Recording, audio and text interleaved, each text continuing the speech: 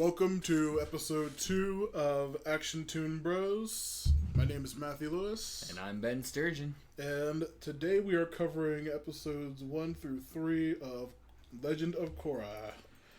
Episode 1 is the Welcome to Republic City. 2 is Leaf in the Wind. And 3 is, look through my notes, The Revelation, which is a woof. So, we will get to all of this and more, but first, I would say I've seen all of The Legend of Korra from beginning to end already.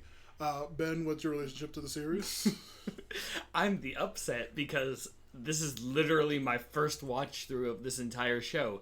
I know it's been out for many years now, but for some reason, unlike Avatar: The Last Airbender, I really haven't caught up with Legend of Korra, so this is an experience for me. Oh yeah, I'm about to say, because you've seen all of Legend of Aang, right? Oh yeah, definitely. Yeah. What'd you think of the series? Well, phenomenal. I mean, honestly, there's so many words that go through my head when I think about that one that I just can't think of any ones that do it justice. It's just fantastic. And if you haven't watched that yet, then I would highly recommend you watch that before this podcast. Yeah, but we will be giving spoilers about Avatar: The Last Airbender, obviously. Right, but other than that, I mean, it was really phenomenal. I was surprised that of all the cartoon distributing companies, that Nickelodeon was able to do something this great. Because, I mean, don't get me wrong, they did well with, like, Rugrats and stuff like that, but then Avatar: The Last Airbender came out, and it was, like, a total game changer. Yeah, I think there was some kind of story about some other company, maybe Disney or Cartoon Network, turning it down possibly or something like that, which is insane. I was going to say, if that's true, then that really sucks for them, because this show is fantastic. And no, just so you know, we're not going to mention the M. Night Shyamalan movies. No. Well, I'm about to say something. No, I'm not going to say anything. So, I'm about to say something that'll be relevant way down the line, but we'll get there when we get there. You haven't seen the show, but I assume through cultural osmosis, you know some stuff about the series? Very few. I've actually been surprisingly well at making sure I don't know too much about this show. Okay. That's good. Alright, let's get started on episode 1 of Legend of Korra. Welcome to Republic City. The very first thing we see is best girl, best avatar, best everything Kyoshi, my favorite from the original series. She is fantastic. She's much like Korra, really rude and really mean. She is very stern. Yes. She is great. The intro is past avatars this time, with Roku, my bad. Oof. Come on. I'm a failure. You podcast. You say the first one was your favorite. Yeah. Roku is best. Roku is definitely not. He died from a volcano. So we will. Roku is the firebender. Older Aang, which we don't know yet, is the airbender, and Korra is the waterbender. Yep. In the original series, fun fact: the benders in the beginning, like when this was still in pilot mode, were supposed to be Aang's teachers. He was supposed to have a male earthbending teacher, and who was later the boulder, and he was supposed to have Azula teaching him fire, which is why she's the firebender at the beginning from episode 1. Yeah, Azula's the firebender in the intro. Well, no, not that. They originally wanted... Conceptually, the people who are in the intro were supposed to be his teachers, I believe. But they wanted Azula. That would have been crazy. I guess they went a much better way with her character. that would have been a very interesting ending. I can't remember who the other ones were. Let's see. I think the Airman may have been his teacher. I think it was maybe just the generic airbender. I don't know. I was going to say, Water was definitely his teacher for waterbending. Was Katara? The old man from the North Pole. Oh. That one that teaches Katara and... Yeah, Earth was some dude. It was the boulder. Yeah. That actually was the boulder? Not specifically, but that character that they were going to, besides before they chose Toph. Actually never knew that the firebending lady at the beginning was Azula. Yeah, from episode 1, the best crazy. Character from the original series besides... Well, no, I'll say she's tied with Kyoshi for best, because Azula is my favorite. You and the asshole girls. Yeah, they're great. Sorry. Yeah, you and those. Yeah, like a lady with a mean personality. After the intro, we have Tenzin, voiced by none other than motherfucking Jen Jonah Jameson himself. Oh, what the hell is his real name? I looked it up, and I feel like an asshole now. Yeah, it sounds like it's I always call him J. Jonah Jameson as well. Well, you vamp while I look it up. Yeah. So, we start off the episode with actually a few, I guess, waterbending. J.K. Simmons. J.K. Simmons, that's his Oof, name. I suck.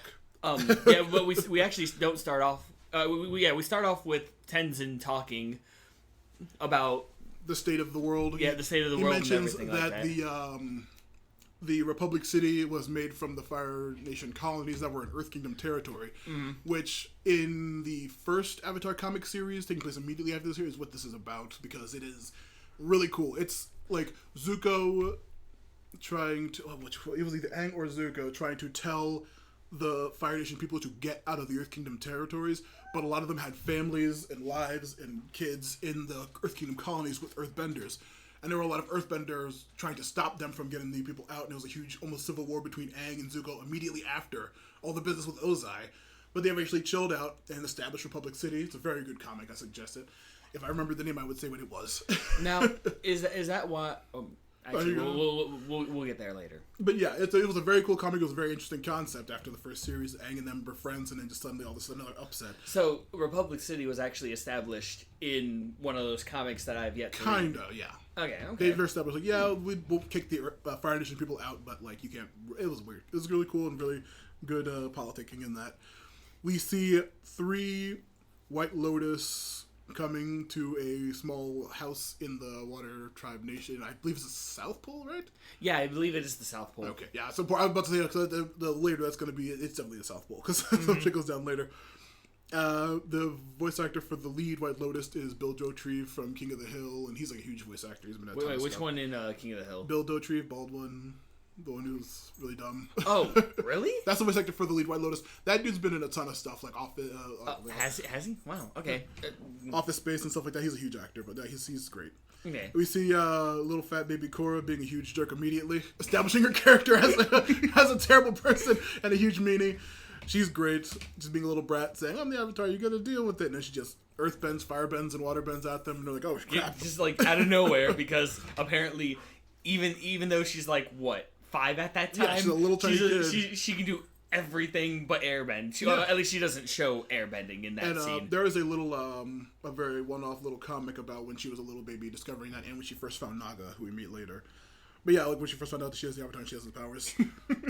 Let's see. We established from her being a little kid to her immediately being an adult doing her fire training, which she's of course great at because of her abrasive personality. Right, and her raw power. Yeah, she's incredibly powerful firebender. She just whoops the 2 trainers' butts, and they're really impressed with her. Katara is the first OG character we meet. Yes. A very old Katara who's lived a long life, and she's just like, oh, she's ready to go do her air training too, and it's just and everyone's just like raising eyebrows at her because they're like, wait, are you sure she's got like the physical aspect, but she needs to like get that like the spiritual and mental aspect. Yep. We then first meet Naga, the polar bear dog, who is really good. As a person who owns 3 dogs, I couldn't imagine having to deal with that. I'm surprisingly enough, I'm more of a cat person, but Naga is just so cute. Yeah, Naga's adorable, but I couldn't imagine having to deal with that. The horrible dogs I have, like my one right here, sitting right here, like, just bad enough. We immediately meet Tenzin and his family, Jinora, Iki, Milo, and his wife. We see Tenzin just being very kind, J.K. Simmons being great. One of the middle child, Iki, I believe, is trying to ask Katara about Zuko's mother. Actually, that's the older one, because I thought it was the middle one who asked. No, and then the older one asks. Jinora. Yeah. See, I don't remember the names. You'll remember. Oh yeah, Jinora is like she's the eldest of the children. She's the mild one. Oh, grandma, maybe we can talk about Zuko's. Instantly interrupted by the middle child. Yeah, her overly old. energetic. Yeah. Yeah, and like Katara's like, oh, that's a crazy story, and it's once again bringing up the comics. It is a very good comic involving Ko the Face Stealer and a whole bunch of other cool stuff. Oh, they bring Ko back. They talk. Well, technically, I think it's Ko's mother. It's very bizarre and very cool. Oh wow. Another weird, crazy giant spirit goddess. Mm-hmm. There's a whole weird running thing about like Zuko may not be Ozai's kid, and there's a whole bunch of other crazy stuff. You get more. I haven't read those. So. I know. I have it downstairs if you can borrow it. Maybe. I gotta probably reread it after watching Korra. But Yeah, it's like a whole thing about like possibly Zuko not being Ozai's kid and Azula just being a maniac who they're forced to drag around who doesn't have her bending because Aang took it away. It's great. She's just a crazy person. She actually does get her bending taken away? Yeah, of course she does. Are you serious? Now, they never actually established that in the show? Oh, yeah. Yeah, in the show. That's why I asked that, because I was like, huh. Yeah. So that's what happened. She is far too dangerous to keep with that. True. She's still dangerous without it. Taking that away and then putting her in an asylum would probably be safest. Anyway, yeah. But yeah, they interrupt the story about that, which I suggest everyone go read that comic because it's very, very good. Mm-hmm. They name drop Aang's other two kids, Kaya and Boomy. Boomy, of course, named after King Boomy, his friend from when he was a kid. Still one of the saddest things. Best Earthbender. I don't care. Fight me on that. Best tough. Earthbender. He's no tough. Second best Earthbender. Yeah, exactly. That's what I thought. But yeah, it's really, and then Kaya, who we're not going to meet them for a bit, but they are also really, really cool. Mm. You don't know anything about it. Let's see. It's great. We first hear from Tenzin about the situation in the city that he's very vague about, which we won't find out about for a while. All he pretty much establishes is, because he's supposed to be there and train Korra for like, what was it, 2 years or something like that? Yeah, they're supposed to move his whole family to the North Pole or South Pole. Right, it's South Pole, yeah. But then all of a sudden he's like, hey, it's gonna have to wait because, and everything we know about this is, the situation in Republic City is bad, and I have to stay there. Yeah, they never say what exactly. Yeah, but that's literally all we get, and of course, in Korra fashion, she gets very angry at this. not like actually bending in a rage. No, she just like respectfully is like, why not? Yeah, what's wrong? Well, I'll go there, and everyone's like, absolutely not. The city's too dangerous. The White Lotus stopped her from doing that. And of course, also, and we'll find out, very typical Korra fashion, she ignores everybody and does what she wants, and she escapes with Naga with the permission of Katara. Exactly. I was gonna say, there's the important one. Yeah. There. Katara's like, yeah, I know you need to go, so go do it. In that segment, though, we do get very sad news. We find out Sokka passed away. She says, I've lost my brother and a couple of my other friends. Yeah, that's which right. is very, very sad. I won't say anything else regarding that, but that was very upsetting to hear about Sokka, who's one of the funniest characters in the original series. She stows away on a ship, which is a weird, crazy story I'd love to have seen. Right? They don't ever explain it. It's just, hey, I'm going. Bye, Mom. Bye, Dad. And then all of a sudden, she's just on a boat. On a stowing away on a boat, and it's very weird. She burst out into the city with a very, very cool 20s Hong Kong steampunk aesthetic in the city. Oh, yeah, I love that. It is gorgeous. But, of course, being a water tribe girl, being in the big city, shenanigans ensue. Of course, she's running through the city, knocking over Satomobiles, which you refer to as that. Okay. Important later. And then we see that even though she doesn't have any money, because she's from the city, she's from the tribe, she doesn't have anything. She's pretty self-sufficient. And also, she was being watched under the White Lotus, so everything was literally given to her. Yeah, provided to her. That'll be a thing coming up later. But she is, incredibly self-sufficient. She manages to fish in the park and cook the fish and be able to sustain herself in crazy... and she's even kind to the homeless. Yeah, I'm about to say a crazy bush hobo pops out. And again, sweet smelling fishies, and he's just like a very 20s bum. He's very cool. And that's when we first see an Equalist rally with someone in the park talking about how benders are bad, and Korra's like, what are you talking about? Bending's awesome. And they're like, you're the part of the problem. Yeah. Very politically charged message immediately. We see a masked person referred to as Amon, and it is very intimidating. Who knows what that's going to be? Yep. That's it was very, very harsh and very, very crazy. And we were like, what the heck was the deal with that? Korra back into the town runs into the Triple Threat Triad gang. Some really cool gangsters. Yeah.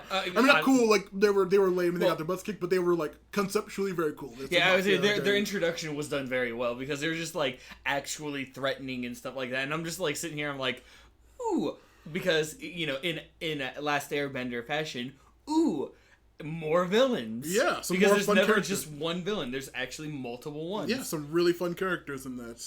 They're really, really cool, and they'll be recurring later. This one weird thing. This yellow-coated glasses-wearing extra, he's, like, constantly in the background all the time. He's a real rando and he doesn't have any importance, but he's just, like, you'll see him a bunch if you look for him while you're watching the show. He's like, there's that extra again. It's just like one of those ongoing things. Like, well, unlike unlike our last episode we did with Young Justice, where DC does 52, where that actually is important. Yeah. This one's just like, oh hey, there's that guy. Yeah, there's that extra they used again. See, I did notice him a few times. You'll see him a lot. I think he's like almost every episode. The Triple Death Triad, Korra handily beats them with her. The one who gets to the worst, I think, is that waterbender who like immediately gets his head frozen in a really cool way. Ooh, yeah, that was amazing. Really cool looking. And then we see the metal bending cops. This is conceptually one of the coolest things. And like a broken record, I'm going to bring it up again. Comics, when you find, after this original series, Toph establishes a metal bending school with 3 people, the earthbenders that she picks up, and they want to learn. And it is a really cool story about her just trying to be a teacher and trying to teach people how to metal bend. And eventually they become really good at it, and that leads to the police station, which we're going to see later. Goodness. It's really, really cool. Outside of the police station, we see a big statue of Toph. A big metal adult Toph, first time we're seeing it. And we meet another one of best characters, Lin Beifong. Oh, Lord. That character. I mean, don't get me wrong. She's doing her job, which we're about to explain. But, oh my God. That's all I can say at the moment. She is really cool. She has a huge hard ass. Her VA is... Sterling? I can't remember her name, but she's in a ton of stuff. She played Frau Farbissina in Austin Powers, and she was the main teacher, I think, in iCarly. She's in a bunch of stuff, but she's really funny. She does Lin Beifong's voice. Lin is just like pissed about the Avatar. Korra's trying to like appeal, like, oh, you're Toph's daughter, you should love the Avatar. And she's like, so what about my mother? Yeah, you're like, a criminal. I don't care. Yeah, you're a criminal. Yeah, you broke the law, so you're gonna have to.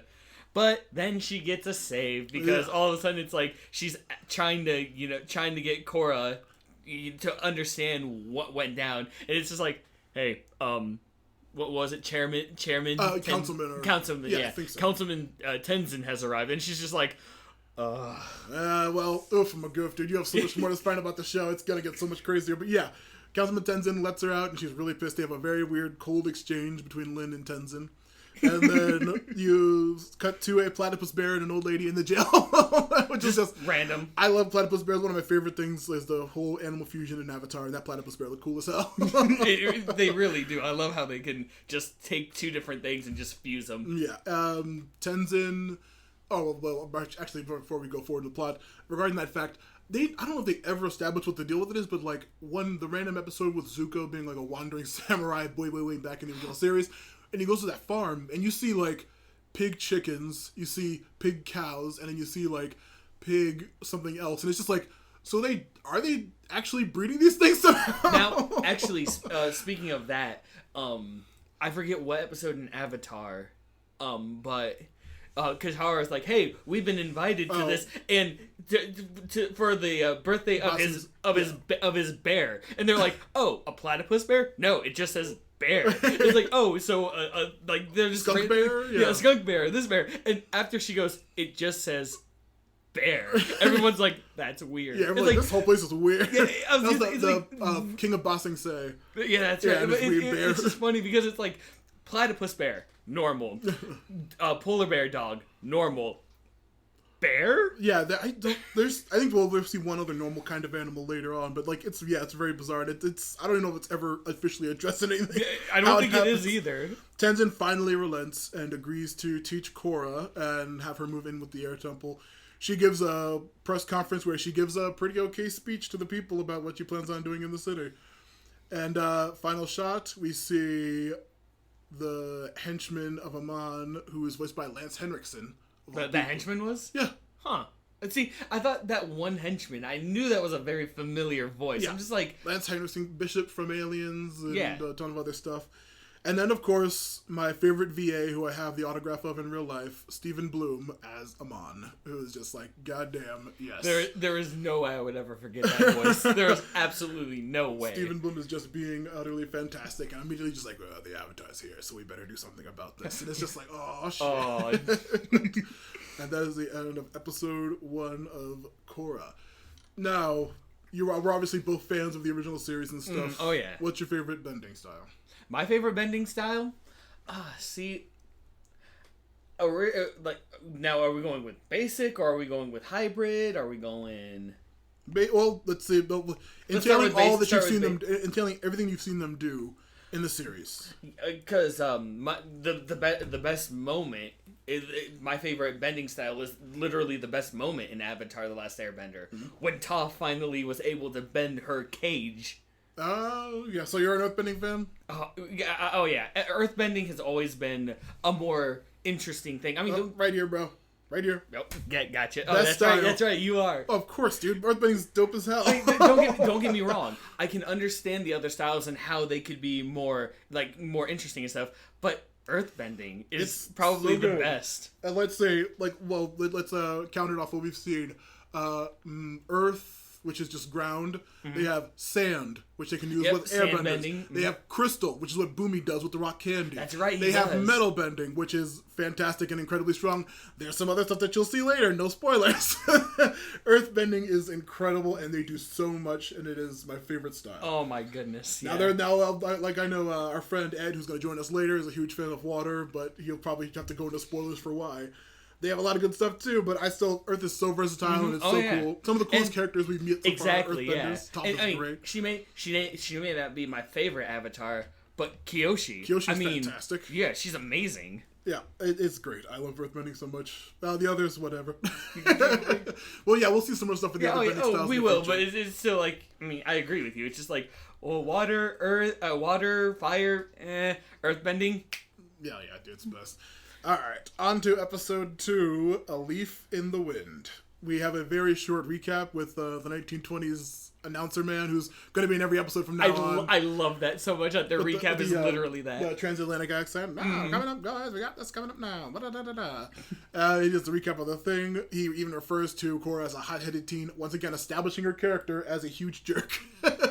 Oh my goodness. She's a mean, rough person, hard to deal with, and I guess a lot of people had problems with the series because she's so aggressive and so mean and so different from Aang. Well, right. I mean, but it's already established that, unlike Aang, who was an airbender, which they're very spiritual, where he needed to learn how to do the physical aspects of bending, Korra is literally the, pun not intended, polar opposite. I caught myself with that one. But yeah, she's literally the exact opposite, where she needs to learn the spiritual aspect, in which case, as we're gonna establish, she's hard-headed, she's very easy to get angry and frustrated with things, which I thought was a more interesting version of it, rather than the hero being like, oh, I'm actually gonna bring peace. No, I like the struggle of her actually trying. A straight up obvious, calm, nice, good guy. Yeah, who's altruistic and everything like Aang was. He's a literal monk. Yeah, she has to actually try to learn what balance is, how to help people, while also overcoming her own personal issues. Oh, yeah. And she will be dealing with that for a while. Opening thing is the pro bending tournament immediately brought up. It is... Oh, she's reading the newspaper, I believe, that she hears about pro bending. And I was going to say, no spoilers, but there are 2 bits in this with the newspapers that they show future characters. The first one we see is a guy with weird slick hair who looks like a weird pretty boy. That character's going to be important later, but we see him on the newspaper while she's reading about pro bending. Tenzin is very upset about pro bending. He thinks it's a waste of time. He thinks it's a very dumb sport. He's all about tradition of bending, and this is a blasphemous and blah, blah, blah. I'm like, dude, you're old. Even for this series, 40 years after the original series, things have changed, old man. We see flying lemurs finally. Yay, mama. Yes. I was so happy when I saw that. Let's see. Oh yeah, we first mention of Korra's inability to control air at all being a result of her personality. Go figure. Given her nature, why air is so difficult for her. Yeah, we find out that Aang was bad. They say that the most difficult one was earthbending. Oh yeah, because for some reason they talk about opposite of personality. Yeah. Was it a personality? It was a personality. Okay, because if it was bending, then she would have had trouble with fire, which she's very good at. Right. Yeah. That's why I was confused, because I must have missed that one. Yeah. No, it's regarding your personality. Yeah. Because Aang was nice, calm, and fluid, and changing all the time. And Earth is just literally. F you, yeah. Well, it's not. Yeah. It's very sturdy, adamant, and determined. Aang was also very carefree. Yeah. With earthbending, you can't be as carefree. You got to be boom, yeah. Because let's all be honest, rage is all about fire. Yeah, which, well, that's Korra's great at. yeah, let's be honest. That's but probably yeah, the I was first gonna one. say, like, I think Aang had more trouble with firebending than he did with Earth. Well, no, the only reason why he had trouble with firebending was because at that time, every single firebender was for Ozai. Even and bad. Yeah, and evil. That's the only reason why he had difficulty, was because he couldn't find a teacher. Yeah. But even when he had Zuko, I think him struggled a lot more than he did with Toph, I think. Well, even Zuko struggled. Yeah. Toph already knew what to do, and let's be honest, she was a very harsh teacher. She did not even give a crap. She was just like, hey, twinkle toes butt all the time. Yeah, exactly. Yeah, that was great. But yeah, I mean, that whole established thing where the opposites of personality was a very nice thing for them to actually establish right there. I'd love to see how the other avatars struggled with their stuff. Seriously. I can't remember. I think, did they, in the flashback with Ozai as a kid training, did they ever talk about, I'm curious if they ever talked about what his thing was. I don't think they ever did, at least in Avatar. Okay. The next thing we see the panels, and we finally get the meaning of the episode title, Leaf in the Wind. It's a weird ancient panel twisting thing where you have to learn to move through the panels like an airbender to fluidly control and be like air. Of course, Korra's terrible at it and knocks in every panel and all. Just being constantly just you don't actually see it, but you can literally like see the steam like building up in her, and she's just about to explode. Yeah, Janora, the eldest kid, is able to very easily do it. In like, let's say, oh yeah. Then once again we see her training, and we see another character, a dark-skinned, older-looking gentleman on the opposite side of the panel as you see Lin on where she's trying to practice her firebending on a newspaper. You see another guy on the other side of the newspaper. He's going to be important. Oh, yeah. Okay, you see, it's a random tiny little picture, but it's almost ignorable. Right. Like, I know what you're talking about. It's another now. foreshadowing character bit that like you won't get. Airbend. Nothing. Yeah. Because let's be honest, that's how easy bending is. It's all you have to do is say it. Do a big punch.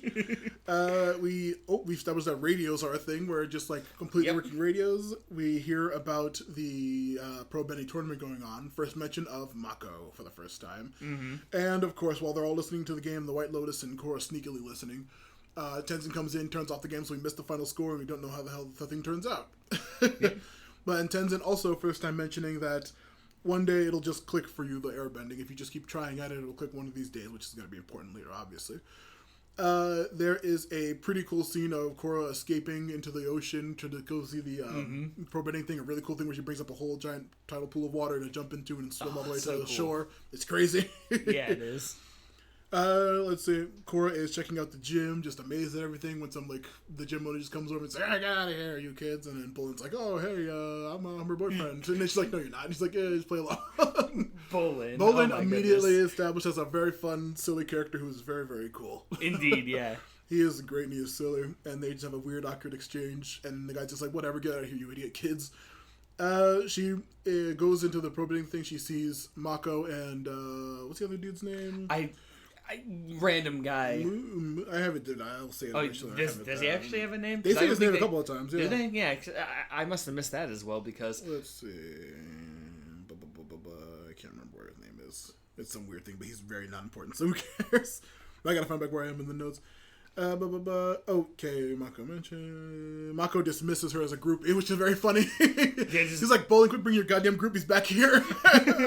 And she's just like, "Wow, that guy's a hit with anyone." Yeah, she's like tries to be nice, and he just ignores her really rudely, and she's just like, "Oh my god, what an jerk! What an asshole!" Yeah, it is insane. The team that they are fighting, or their team, is called the Fire Ferrets, and they are fighting the Tiger Dillos, which I'm pretty sure I remember that monster from that animal from back when Aang built that Earthbending zoo. There was a Tiger Dillo in there. Oh yeah, there was. Okay. Yeah, royals like rolling around and stuff. That's Hasuk is the name of the guy. Their waterbending of their pro bending team is Hasuk. Let's see. He's really bad and he keeps losing. I'm not a fan of sports or stuff like that, but goddamn pro bending looks so good, and I would watch a whole anime. I agree with that. I'm not really big on sports, but if that were a real thing, I would be watching it. Oh, I was gonna say it feels like an anime, like any of the basketball, like a spin-off Avatar thing where it was just like pro bending. It looked really, really fun, and also if you play the Korra game, they have a full like it's a whole separate mode where you can just play pro bending against like the bots and against people. So it's like Final Fantasy X with Blitzball, only Pro bending, better. Only better. Only you'll want to play because F Blitzball. Let's see. Oh yeah, they're getting their butts kicked. They're bobbing and weaving. Their style seems very much like boxing, which is very cool. Yeah, it's like I think they're both using a similar style to do their stuff too. And yeah, they're just like boxing with them. A lot of really cool bobbing and like they bobbing and weaving. They're weaving and bobbing. It's just like really cool. And then Mako solos the whole Tigerdillo's team himself. Yeah, pretty much. Well, I mean, now it's not because Bolin wasn't trying. Yeah. You can tell that Bolin and Mako really do have like a chemistry together. Oh yeah, they're great. And then Hasuk I don't even remember his name. He's just like, Hasuk got knocked out immediately, and after, while distracted by that, Bolin got knocked out, and then Mako, just kicks a whole bunch of butt. Korra is like, wow, you did really good. And once again, he's like, ugh, you're still here? Like, oh my god, dude. You're such an ass. He's the worst of Korra. And she's just like, you're still a jerk? Jesus Christ. There's a really funny pseudo accidental racist gag with Bolin being like, I mean, I don't know how like my earthbending style is gonna be with your waterbending, and she's like, oh, I'm an earthbender. He's like, oh, I didn't mean to assume that you were. The clothes you were wearing. Yeah, I know. But the coolest thing about that was, I mean, obviously Bolin, he's always like, hey, I'm saying a thing. When he's proven wrong, he like gets all flustered and stuff. But I mean, instantly after he's like, I didn't want to assume, Korra's just like, oh no, I'm a waterbender. And I also firebend too. And he's like, I'm confused. And Mako's like, oh my god, she's the Avatar. Suddenly Mako feels bad about being such a crappy person when he finds that she's the Avatar. And yet still is somewhat of a crappy person to her. Yeah.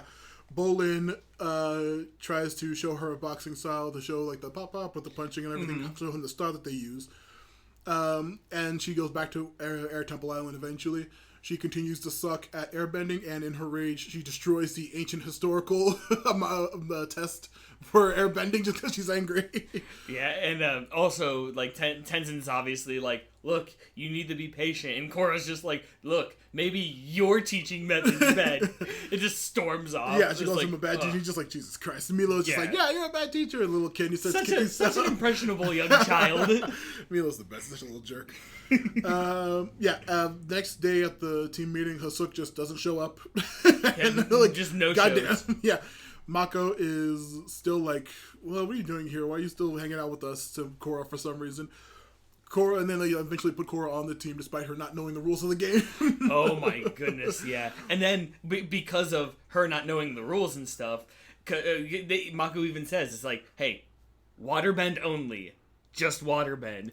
And which she does for like the first 2 minutes, and then she actually does the other bending, and everyone in the crowd is just like, oh my goodness, it's the Avatar. Yeah, and it's like, could it be? Yes, it's the Avatar. And it's like, Tenzin hears on the radio, it's like, what the? Yeah, exactly. And then, of course, in Avatar fashion, it's just like, hey, the ruling is she's allowed to stay, but she can only waterbend. Yeah, of course. Which, of course, the other team's just like, what? Yeah, they're like, geez, come on. It's so great. Let's see. Tenzin finally confronts her, just like, you can't be doing, you're supposed to, like, the Avatar is supposed to be not about just fighting, and she's just like, Tenzin, shut up, you're a bad teacher. So, yeah. He tells her, like, no, she's like, it's not about just fighting. She's like, whatever, old man. And then she goes back to the thing, and it finally clicks for her when she's by herself. She has to solo the other team, where she finally starts moving like an airbender, and she dodges all the other people's moves. Let's see. Oh yeah, and then like when they finally go back to the next round, I wrote down the announcer's words. The platypus bears are all out of juice, but Mako and Bolin are still fresh and juicy. Oh, that great 20s dialogue. That was fantastic. Of course, they win. The Fire Ferrets win the match over the platypus bears. Korra apologizes to being such a dick to Tenzin, and Tenzin's like, no, you can continue pro bending. It's actually pretty good for you. And then, of course, the last shot is Mako brooding on the roof, looking at Air Temple Island where Korra is, and Korra just happily looking out like, yeah, it's great. Like, all misty-eyed, like, ah. Yeah, and Mako's doing his brooding thing. That is the end of episode 2 of Legend of Korra. Oh, so, like, just the fact that they did the pro bending stuff. Yeah. Oh my goodness. It sticks around. It's good.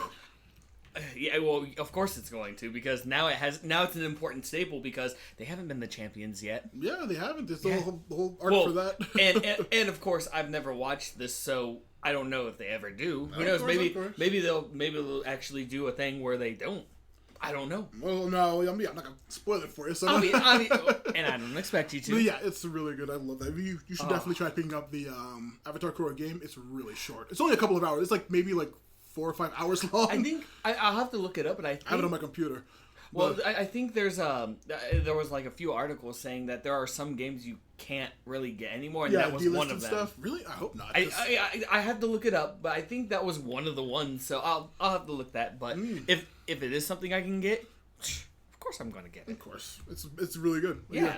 And of course, there's always extra legal ways to to get it. Now, my only question about that is, should I watch more before I play the game? It takes place after season 1, I want to say, or maybe season 2. So to be safe, I'll careful. watch Yeah, more, be careful. yeah. Yeah, there's LPs out there you could probably watch, but like I want to be sure. I have to go back and check. I think it's after season 2. Okay, yeah, well, I'll probably watch. We'll probably do this first, and then I'll play the game after I do all this. Yeah, it's gonna be worth it because it's short, but it's It's also by Platinum, so you know it's good. Ooh, yeah, nice. Yeah, you know it's good. All right, Korra, episode 3, The Revelation. Dun, dun, Goof, dun. I'm a goof. Here we go. All right, so opening thing, we see early morning training with Korra saying a very funny line. Why are we training in the morning? The morning is evil. And I'm just like, that's true. It is. But yeah, Korra continues to train with Mako and Bolin in pro bending. Mako is just trying to like show, you gotta get good, and he tosses the ball to her, and she's just like, you get good. She just tosses it and crushes him. Just the great. First time Pabu, the fire ferret of the titular fire ferret group, pops up. Literally, pretty much the Momo of pretty much the Momo of this series, and oh my goodness, so cute. It's like a ferret, but a red panda. Yeah, as it's like a weird mix of a red panda and a ferret. It's so adorable. He is the fire ferret. He's great. And then, of course, the owner of the Pro Bending League shows up with some money for them, and then just has to take it all for all of their expenses because I don't know if he established it. Mako and Bolin do live inside the gym where the pro bending stuff happens. Yeah, they do establish that actually. I think it was. Last episode, possibly? Yeah, I think it was episode 2. Like, at the end, after they actually won, it's like, hey, all right, we're gonna go. Wait, what? Yeah, we live in the attic. Yeah. In fashion, you know, the manager, he's like, you do this, and this, and this, and this, and this, and by the way, if you guys are gonna go into the championship, you have until the end of the week to get 30,000. Yep, I'm surprised you remember that number. Specifically, I wrote down the number 30,000 yuans to win. See, that's the only thing I did. I didn't know what the money system was called. It's yuans. But yeah, it's one of those classic money needing apps where they need to make some cash. We find out that the boys grew up poor, and Mako's rude to Korra after he finds out that she was pretty much just like living it up, having everything handed to her by the monks or the White Lotus that raised her. Right, yeah. Yeah, Bolin is like, let's do some circus tricks with Pabu, and then like Mako's like, get serious. He's like, I was serious. It was really sad, cute so moment from Bolin. But it was serious. And like, let's see. We established outside of the city, we see a giant statue of Zuko burning fire. It's really cool. Now, my question I was going to ask earlier, because you were talking about how Zuko and Aang almost had like a civil war in the comic, and then they established Republic City. Mm-hmm. Is like all of that and they're establishing, is that why there's like a statue of Zuko in like a like for a moment when I saw that, like the statue of Zuko, I felt like there was like sections of the city that are like strictly for different vendors. No, it was just a coincidence. It's all mixed, yeah. Okay, good. Yeah, his weird statue is permanently burning fire and really cool looking. Oh my goodness, it did. We see street peddling Bolin just having Pabu do tricks on the street with a weird fake mustache, very Wang Fire-esque. Right. Let's see, he gets a couple of coins, but then a real fancy Sato-mobile pulls up, and we meet Shady Shin. And yes, folks, that is his name. Yeah. He sounds as sleazy as his name does when Shady Shin rolls up. Let's see, he has some very obvious mob work for Bolin, which is a very cool scene and a very cool establishing thing in this universe. Very different from the original series. For who, you may ask? Oh yeah, we find out Lightning Bolt Zolt is the mob. And I was just like, that is a really cool name. Well, I meant what group, but the triple threat triad once again pop up, And we hear about Lightning Bolt Zolt, which is one of the coolest mafia names I could ever imagine. That is when I heard that. I'm just like, dude. That's fucking dope. Let's see. We also we see Bolin get handed a fat wad of cash from Shady Shin. He's just I'm taking this deal. And I'm like, Bolin, you're very smart. Bolin, smartest character. We see Mako working in a lightning factory, which I found I referred to it as a lightning factory, and like it's a power plant. I'm like, oh, of course. Well, wait, you actually called it a lightning factory? Yeah. Which, by the way, a very interesting thing to point out is Mako is strong enough as a firebender to lightning bend. Yeah, to do lightning bending, which, I wonder that's going to be important for anything out of the characters lately. It's going to be great. Mako is comes home with some dumplings saying, man, I made some money today. Where are you guys? Let's see. Mako thinks that Korra and Bolin are dating. He assumes that they were, even though he didn't know her better than that, which is very important. Korra is very into Mako when Jinora and Iki kind of spoil it by saying that, oh, you said firebender drives you crazy? Like, that drives you crazy in a good way or a bad way? and of course, you can tell, as they're talking, she's just like, oh my god, senpai noticed. And then she immediately earthbends them away, but they just airbend float down. Right, because why not? That was hilarious. They're trying to look for Bolin, who didn't come home that night, and we meet Scoochie, the street urchin. So many awesome names, not gonna lie. Scoochie. It's like a weird character I'd make in a D&D game. He tells them about the mob deal, the fat stack of cash from Shady Shin, and that Shady Shin has him. We find out the mobs in this town, the Red Monsoons, who I assume are a waterbending mafia. Sounds right. We have the Agni Kais, obviously a firebending, which is very funny that a weird gang would appropriate a very famous and traditional and serious thing to be the name of their mafia. It's really interesting. That's why I'm just you do know that's a Fire Nation tradition, and you're just yeah, the Agni Kais. Yeah, they're mafia jerks. It's funny. And then of course the Triple Threat Tribe. But I'm there wasn't a cool name for an earthbending mafia. That'd be dope as heck. They're not even an earthbending. I know they said they should have one though. Cause the Red Monsoons is cool, the Agni Kais is cool, and then Well, they only listed those three. There could be more. I mean, Republic City is huge. Yeah, of course. And then we go immediately to a very cool crime thriller aesthetic with Korra and Mako exploring the city and investigating. It feels like a weird noir thing. Like a noir kind of thing. It's really cool. And then they find out where the meeting is, and then we are first introduced to the Equalists' chi blockers. Now, let's take a step to think about where this stock about to come from. You've seen the original series. Of course I have. Another best character who has a similar ability to this. Oh, no dead space on the podcast. Sorry. Are you serious? Azula's right-hand woman, Ty Lee. That's who it is. Yes. Ty Lee. I couldn't remember her name. I could think of who it was because it was the acrobat. And it's Ty. Oh, that's her. Yeah, Ty Lee's style is being used by these people to knock out Bender's bending ability, and they're running weirdly cool ninja masks and riding very cool motorcycles. The chi blockers are some serious dudes, and they're working with the Equalists. Oh, that is so good. They have a really cool fight where they do handily beat Korra and Mako.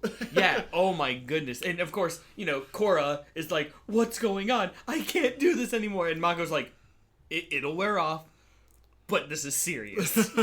Yeah, and also I love that, even back in the original series, when they were dealing with Mai and Azula, they knew Ty Lee was, one of the biggest problems.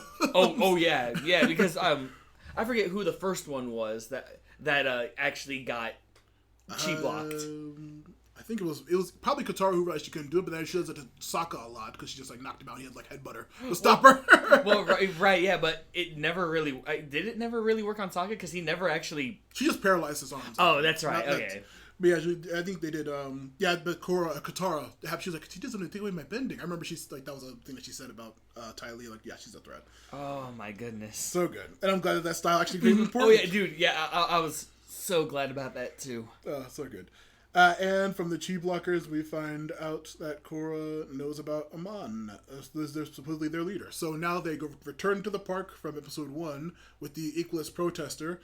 And Korra, in the first of many times she will do in the future, just beats up the interrogating subject and threatens their life openly. They find the maps as the police show up, and they run off with them and establish where the big revelation is going to take place. And this is presumably where the mafia people were taken, as they see that, Bolin and the gangsters were taken by those Equalists.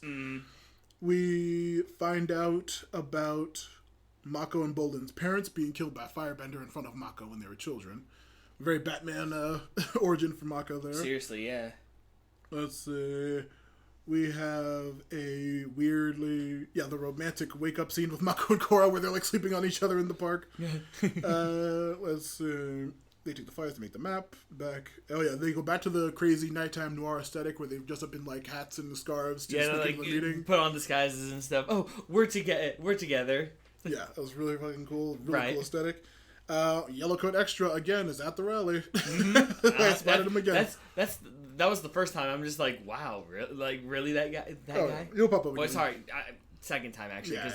Anyway, he's that little rando. Anyway, still, yeah. Amon comes out like a big crazy conference or concert with like steam lights and all kinds of crazy strobes. Even platform elevator coming on. Yeah, exactly. It's really cool. He correctly points out about how bending has been the cause of every war across the history, and how it was like technically I guess nations were doing that, but still.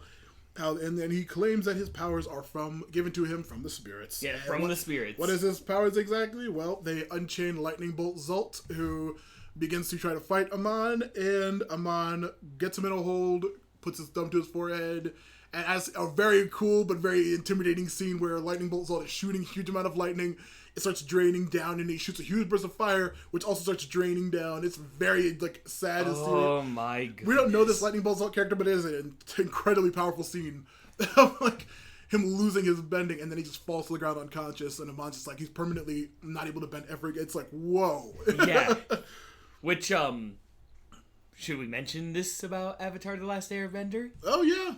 Well, that's going to be mentioned at the end. We find out about that. Okay. But yeah, he apparently can. There's a line of mobsters ending in Bolin who are getting their powers taken away permanently by Amon.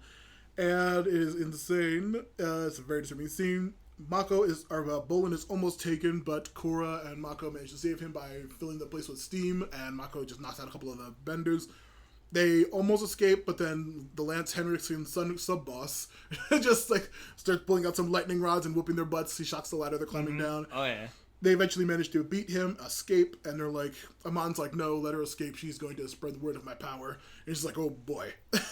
Oh lordy. Korra goes to Tenzin, and Tenzin tells her, that's impossible. Only the Avatar can do that. Yeah. Only Aang was the only person who could take someone's power away. That's right. Aang was the first to ever learn that. Yeah, he did it to Ozai, and then in the comics, like I said, he found out he did it to Azula. And, that's right. Well, no spoilers, but we'll see that possibly happen again, but who knows. It's crazy. Amon is some serious dude. Now, that is the end of the episodes we're covering today. Now, so far, Ben, having never seen the series before, what do you think? Ain't that the $1 million question? Mm-hmm. Where to even begin? First off, like Korra being established as a character in general, even if she wasn't the Avatar, just her development throughout all of this, they're doing it spot on. Then again, it was the guys who did Avatar, of course. So they were always good at building a character up, any character for that matter. Also, Amon, just Amon himself. I rarely ever get intimidated by just a character in any kind of media that's not physical. And yet this guy made me like jaw drop. Only very few have done that. I think the very first time I've mentioned to you were like the first two introductions of the diamonds in Steven Universe. Yeah. Like with Yellow, I'm just like, Matt!